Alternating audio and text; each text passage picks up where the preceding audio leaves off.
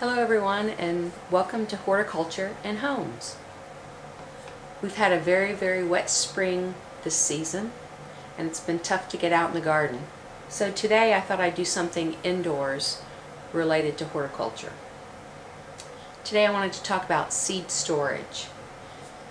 First thing you need to do is make sure that you buy your seed from companies and stores that handle the seed properly. This will ensure that the seed germinates well and that it's not been damaged by mechanical means or by improper storage temps and humidity levels. I think the best thing to do is to mimic what the seed companies do. So I choose to store my seeds in an airtight container. Glass or plastic is the best way to go. I'm not real keen on plastics because plastics do have pores and they do breathe a little bit, and I just have a preference for glass. So that's how I store mine.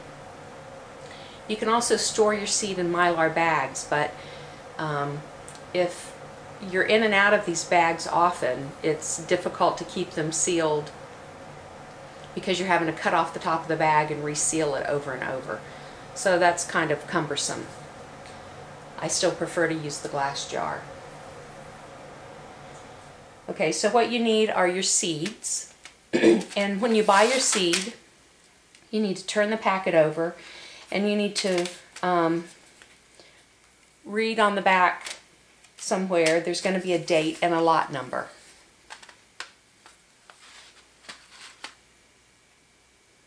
Here at the bottom of this seed packet it says 2011 Lot E9 USA 1211.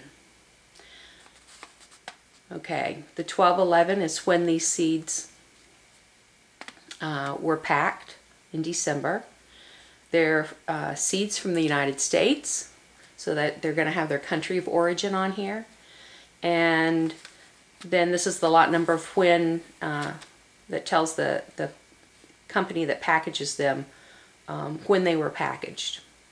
And this is all important information because there are laws regarding this about the viability of the seed and whether or not there are weed seeds and things such as this in your packet of seed. So you're protected by some laws.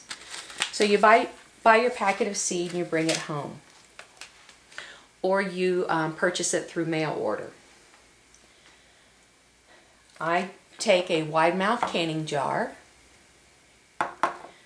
or this is just a wide mouth jar that food product came into, and I saved it.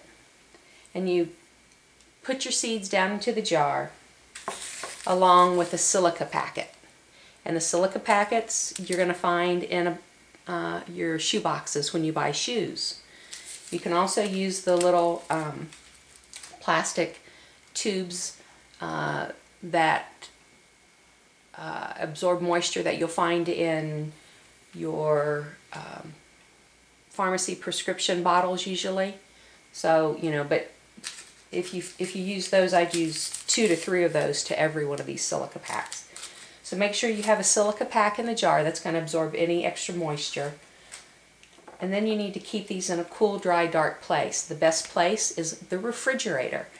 I have a extra refrigerator, a small one, that I keep these in the drawer in that refrigerator, and I carry these over from year to year if I need to, or until it's time to plant. Okay, as long as you store your seeds properly, you're going to have a certain life expectancy for these seeds, where you can reuse them the next season and maybe for several seasons.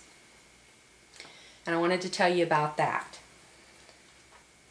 So if we kind of go in alphabetical order, the life expectancy, if stored properly, of any type of bean seed is 2 years.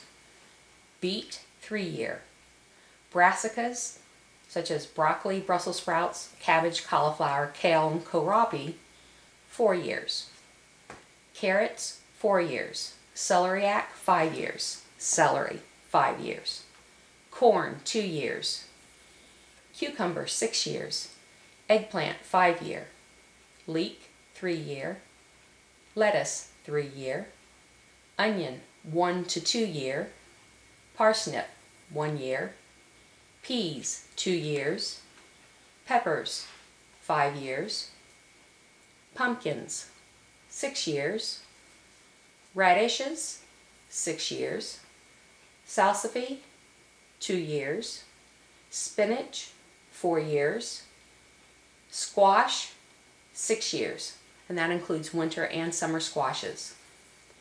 Tomato, 2 year. Turnip, 3 year.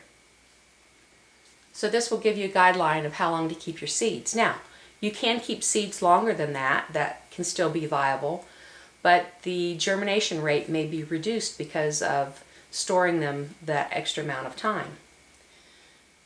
So what you need to do if you're not sure how viable the seed is, if you've had it for a while, is to do a germination test. And we'll talk about that in the next episode. Okay, right now I want to talk about saving seed from your garden just for a moment. It's probably good to start out with beans and peas to start saving. There are reasons to save seed and reasons not to save seed. You really have to know what you're doing. Oftentimes seeds can be hybrids. This means that it takes 2 parent plants to create the seed that you're actually planting. So you need those 2 parent plants to cross and able to create more seed of that type. So if you're planting a F1 hybrid and you save the seed, that seed is not going to come true to what it was originally. Now when you save your bean seed, when you're saving it to replant, don't put it in a food dehydrator. The heat can be too hot and you can kill the seed. So it's best to just let this dry down in your garden if your season is long enough, and if not, you can pull those seed pods from the plants before it gets too terribly cold and finish drying those in a dark, dry place in the house. Okay, when it comes to saving other types of seed, you need to do it properly. And that means you need to make sure that there's not any seed of that type from that seed family growing within usually about 500 feet of the seed that you're planting as your seed to save for next year. There are ways around that by using cages with small enough mesh, and I'm not going to get into that right now. It's a little detailed. This is just a basic little primer on seed storage.